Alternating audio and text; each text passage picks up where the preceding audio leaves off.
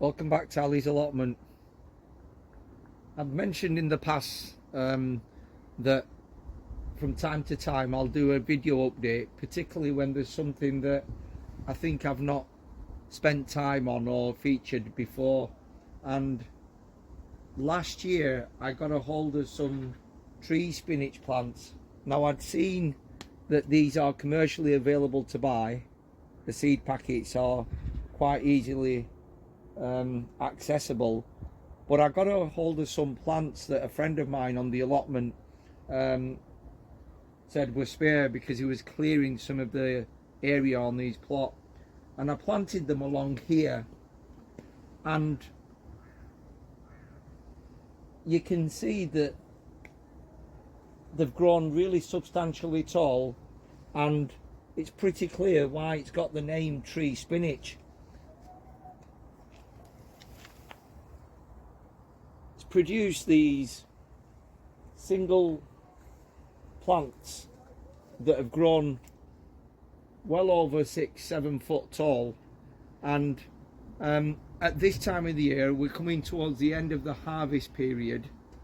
If we zoom in a little bit, I'll just show you that even recently, morning there Al, you okay pal? Even recently we've been picking these leaves, and it's the tender leaves that you want to harvest. As I say, it's past its best now, and we've had a couple of harvests of this tree spinach. It's something different. It's something that you might want to consider having a go at growing.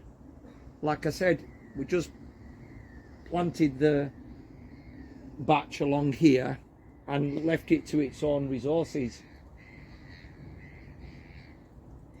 Eating wise, yeah, it's not bad at all. Will we grow it again? I don't see why not. I think we'll just dedicate a small patch like this in the future and harvest it and add it to our cuisine. Now, one thing that I've spotted this time round is that as we're approaching the end of the season, it looks like it's producing the seed heads, and from what I've seen on other plots, it'll just self-sow. So it might be a case of needing to clear it out a little bit and leaving the plants that you want in situ and leave them to grow. So yeah, tree spinach, consider growing it.